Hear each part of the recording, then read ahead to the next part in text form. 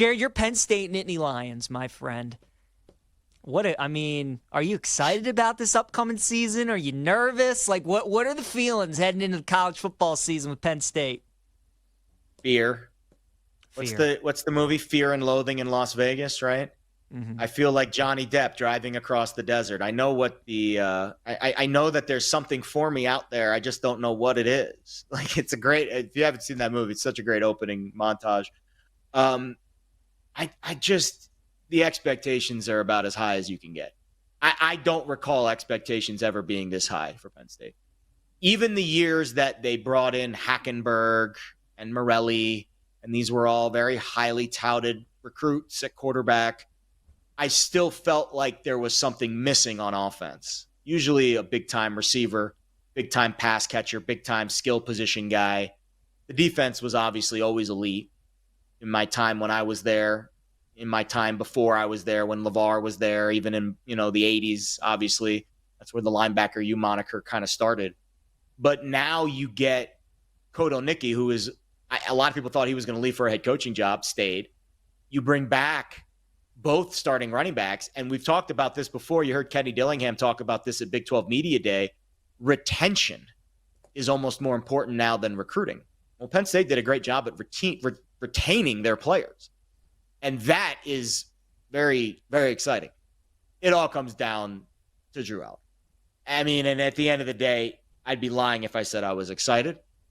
It's more like the expectations are so high, I feel that the only way to, miss them is to go under. It's impossible for them to go over. The only way they go over their expectation is they win a national title, because that is the expectation.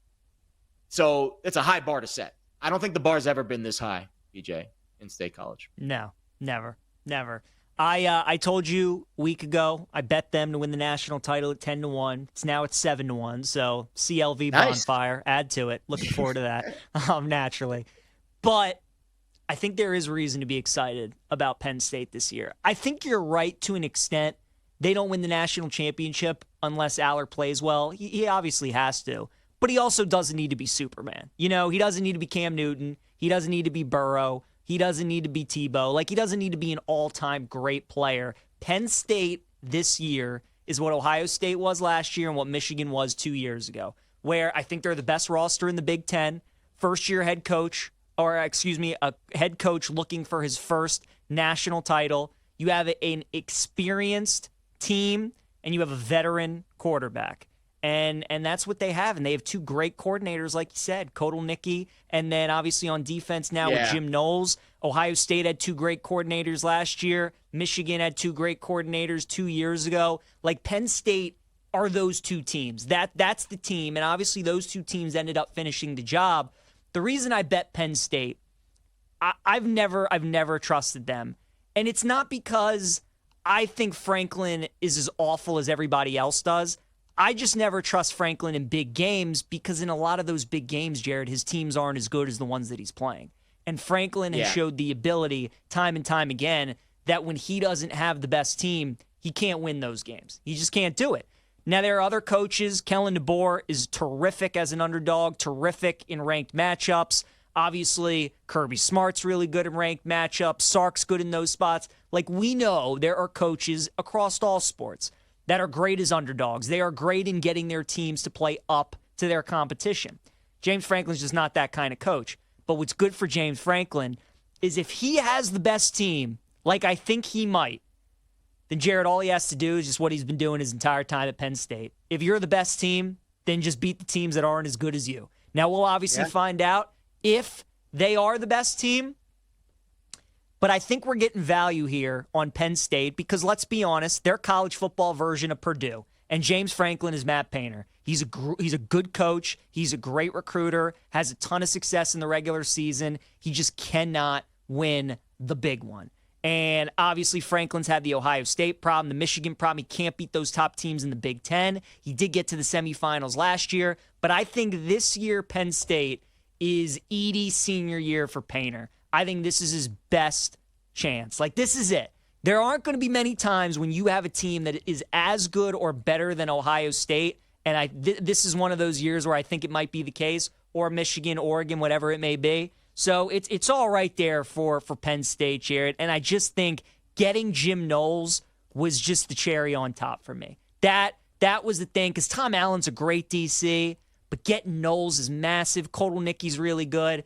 And I'm not even an Allar guy. I don't think he's really as great as some of these other NFL people do. But again, I didn't really think Will Howard was awesome. I didn't really think J.J. McCarthy was all that either. And both of those guys won a national title because their teams were really good. And at the end of the day, if Penn State's really good, Allar just has to do enough to get his team over the top. So I bet Penn State, Jared, because I think they might be the best team. And if you're giving me the best team at what was 10-1, now they're 7-1, for me, that was a bet. The offensive line is great. They brought in 2 electric receivers in the portal. The Pena kid from Syracuse is a freaking rock star. And then what's the kid from USC? Hudson. And then they brought in Devontae Ross as well from Troy, who's going to do a lot with special teams. So he's got tons of help. There's no excuses this year. Whereas last year in the game against Notre Dame, where they lost in heartbreaking fashion, I was there, I know. You and I had as many as many receptions in the game as Penn State receivers did. Correct. 0. And they should have won the game. 100%. Yeah. Absolutely.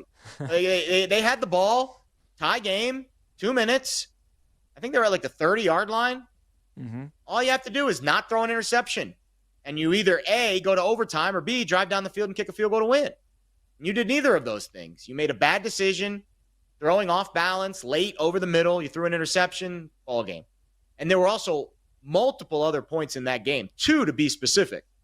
One of them was in the first half where he had a wide open, little flat route at the goal line, and he put it in the receiver's ass instead of putting it out in front of him. And then the second one, wide open wheel route in the second half, and he just airmailed it into the first row. I mean, it was like, I'm going to do a film study on Drew Allar before the season starts because, I don't know, I'm a glutton for punishment, I guess. And those are going to be the moments that I dissect, because those 3 plays is why Penn State wasn't facing Ohio State in a rematch for the national title. And who knows? That game could have gone very differently.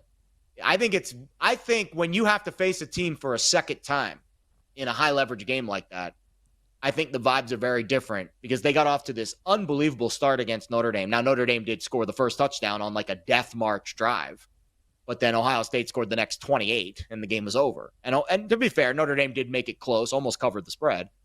But I would have loved, I think Ohio State still would have won the national title, but I would have loved to see Penn State-Ohio State rematch in the Natty for 2 reasons. One, them losing that game would have likely set up, you think the expectations are high now. Imagine if Penn State was a breath away from the Natty last year instead of losing in the semis. And then Ohio State loses both coordinators. One of them goes to Penn State. They get all these transfer portal receivers. They keep Allen and Singleton and everything's hunky-dory. Imagine how high they might have been the favorite. Honestly, if Penn State would have beat Notre Dame last year and made it to the national title and lost by like a field goal at the buzzer, Penn State might be the favorite to win the national title right now. Because that's just how close they were to being on the doorstep of winning it all last year with a significantly worse roster. I mean, they had made significant upgrades to the skill position and to their defensive coaching room. And I think they were pretty good on defense last year, and they should be even better this year. So it's razor-thin margins, PJ. And I think your bet at 10-1, obviously the market's agreeing with you, and I hope you're right. Let's leave it at that. I hope my wallet hopes I'm right too, Jared. Yeah. Look, again, the non-conference schedule, Nevada, FIU, Villanova, they're going to go 3-0 to start the season. They're essentially going to have the entire offseason to prepare for for Oregon in Week 5. Yeah. Because they get the bye week. Let's be honest. I mean, they're not watching much Nevada, FIU, and Villanova film. They're watching Oregon and Ohio State the entire offseason. It's a veteran group, so I like them at home against Oregon. Road trip at UCLA, Northwestern at home.